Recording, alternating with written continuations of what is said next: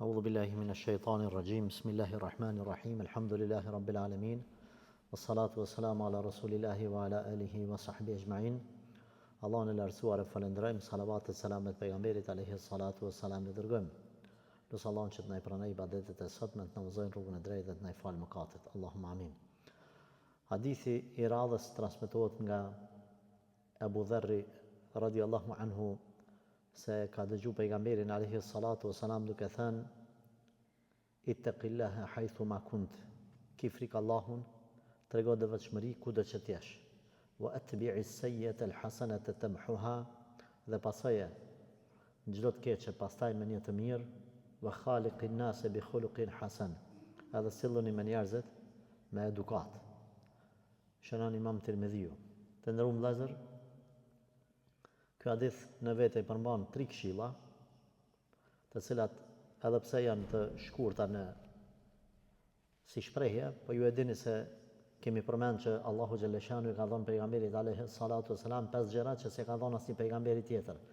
Njëra prej tyre është që ka dhënë të folurit e pakt, por me kuptim të gjerë, elokuencën, po i thojnë ndryshe. Domethënë, ka thonë shumë Rasulullah alayhi salatu wasalam: ki e frikë Allahun kudo që t'jesh.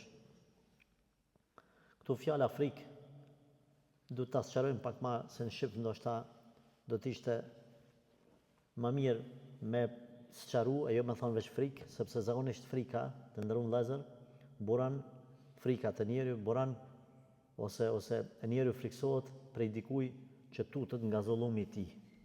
Njeriu tutet pi mbretit zullumçar. Edhe ka frikë. Këtu nuk është qëllimi i frikës kjo. Por fjala ittaqillaha haythu ma kunt, ki frikë Allahun kudo që të jesh, fjala taqwa, pejgamberi ka thonë, më mirë do ta kisha përkthy të jesh i devotshëm ndaj Zotit kudo që të jesh, të kesh takvallëk, sepse fjala takvallëk është më e madhe se sa thjesht frikë. Frika buron prej domethënë është si reagim i natyrshëm kur tutesh pe dikujt. Na nuk është që veç tutemi për Allahut, po na te Zoti Azza wa Jall kemi edhe frikë, edhe respekt, edhe shpresë. Na kemi rija, presim prej Zotit, kemi ymyt te Zoti. Nuk tutemi që na bën padrejtësi Allahu. Na adhurojmë Allahun xhaleshanu me shpresë edhe me frikë. E çka devotshmëri? Na adojmë Zotin. Na kur bëjmë mëkate, ma shumë tutemi prej Allahit. Kur bëjmë sevape, na ngritet imani dhe na drejtë sa fillojmë sa ma shumë me dashur Allahin. Kur bëjmë sevape, kemi një çfarë ymyti, një çfarë rijae, një çfarë shprese.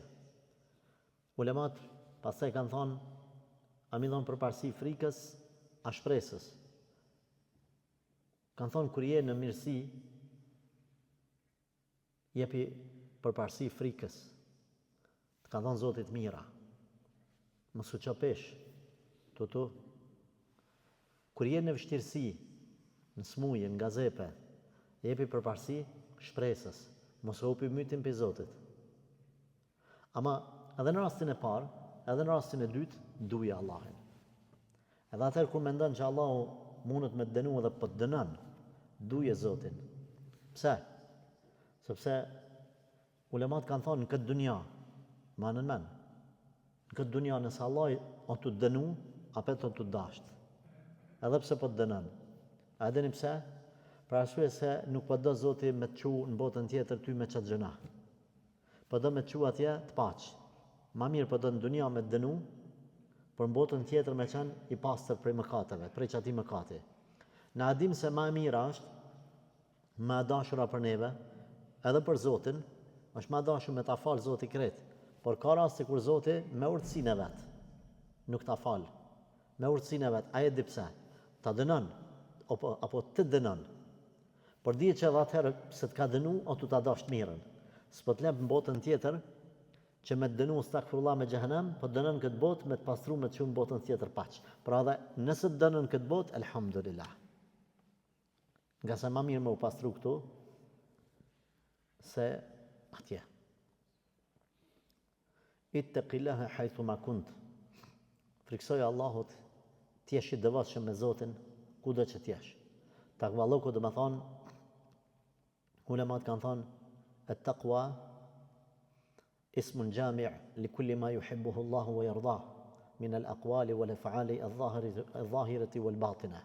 Definicioni i devotshmërisë është, thot devotshmëri quhet çdo fjalë edhe vepër është fjala devotshmëri është emri i përgjithshëm që në vetë shtin çdo fjalë dhe vepër përmes të cilës besimtari i afrohet Allahu xhalla shanuhu. Fjalë të cilën Allahu ose vepër të cilën Allahu e do, edhe është i kënaqur me ta. Pra çdo punë të cilën ti e bësh të mirë, ti ki takvallëk. E takvallëk shqipe për këthejmë na devotshmëri. Ki devotshmëri. Je elhamdulillah i devotshëm. Prandaj besimtari kudo që është, duhet me pas Zotin afër vetes, me dijen, me ndje afërsinë Allahut, me fuqinë, me shikimin, me dëgjimin e tij. Kjo, kur thot pejgamberi sallallahu alajhi wasallam t'jesh i devotshëm, kudo që t'jesh, t'jep me kuptu se nuk ka lidhje a është të pa dikush, a të njoh dikush, a jemi një shtet ku se ki kërkan të afërm, apo. Ti nuk guxon me u bë mëkatar, nuk guxon me ran mëkate, me pretekstin se hajtë se këtu s'është të njoft kërkush.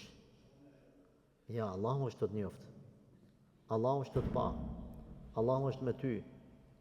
Besimtari kur nuk i bën veprat apo e sheh dikush, as po e sheh dikush, por i bën veprat për hir të Allahut dhe largohet prej harameve për hir të Allahut. Si anesi këneve për i Zot Zotit. Kjo është e para, pra ki frikë Allahun kudo që t'jesh. Nga se të nderuar vëllezër, ka raste kur disa njerëz janë të devotshëm kur janë në vendin e tyre.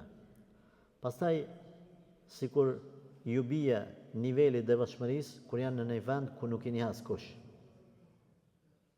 Kjo është gabim. Sepse na edhe në vendin tonë, edhe në vend huaj, nuk i bëjmë ibadetet për njerëzit. Edhe nuk largohemi prej harameve për njerëzit. Kam pas rast ku kam dëgju nga njerëzit disa dyshime, ku dikush i ka thonë se nëse kalon kaq kilometër, ti edhe nëse bën një martesë të përkohshme, s'ka gale. Ne i themi kjo është rënd. Nëse i kalon disa kilometër, ki drejt me shkurtu veç namazin, edhe me i bashku. Nuk ki drejt kur gjë me bon nga haramet, në emën të halalit. Nuk është e lejuar kjo gjë. Pa marrë parasysh, sepse si atje si këtu, ti duhesh me utut Allahut kudo që t'jesh. Wa atbi'il sayyi'ata al-hasanata tamhuha. E dyta, pasojene. Një të keqe nëse e ke bën me një të mirë. Që ajo e mirë me fshinja të keqe. Kjo, a nën kupton që ne me u motivu me bën vepra të këqija? Nuk është ashtu. Ne nuk na lejohet me bën vepra të këqija.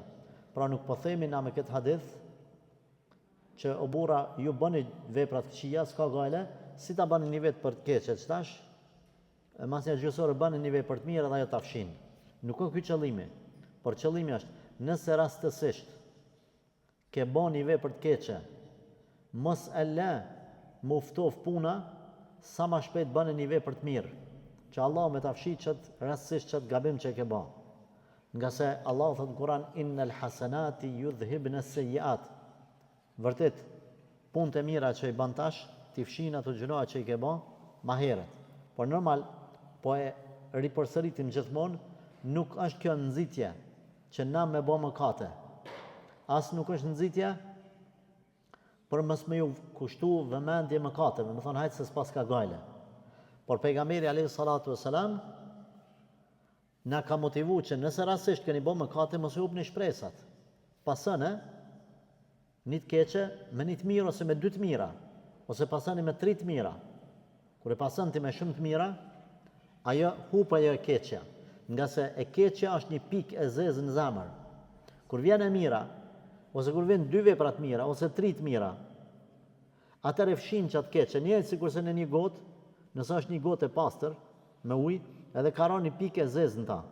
Ti shkon i qetë dhe një 3-4 pika të bardha, që atë pikën e zezë për me e zhduk paka shumë, me mun. E nëse shumë pika të zeza bëhen, atër bëhet zi. E nëse bëhen shumë pika të bardha, atër elhamdulillah, paka shumë, shpëton besimtari prej atyre të fshijave të cilat i ka bën. Pra nuk është nxitje për mëkate, por është sebeb edhe motivim që nëse ke bën mëkate, motivohu besimtar dhe bën vepra të mira sa të mundesh. Wa khaliqin nase bi khuluqin hasan. Edhe fundit, sillu me njerëzit me edukat të mirë. E para, pa të bëj devotshmëria me Allahun, mes teje dhe Allahut. E dyta, mes teje dhe mëkateve tua. Edhe treta, mes teje dhe njerëzve të tjerë. Besimtari përveç që me Zotin du të më konë mirë, du të më konë mirë edhe me njerëzit. Nuk i lejohet asesi besimtarit që të sillet keq me askënd. Vetëm në kohë lufte, dijen ato rregullat e luftës, përndryshe besimtari parimisht është i thirrur që më konë njeri i sjellshëm, njeri i devotshëm, njeri me edukat, njeri që bën mirë, asesi prej tij mos me buru asgjë e keqe, si me komshijun, si me të afërmin, si me akraban, si me të dashurin e vet, kush do të qoftë ai. Prandaj, të nderuar vëllezër dhe motra, të kem parasysh këtë pikë, lutë Allahun xhel që na bëj për atyre që përkujdesemi për këto rregulla edhe mundohemi mos me i anashkalu ato. Allah na fal dhe na përmirësoft. Walhamdulillahi rabbil alamin.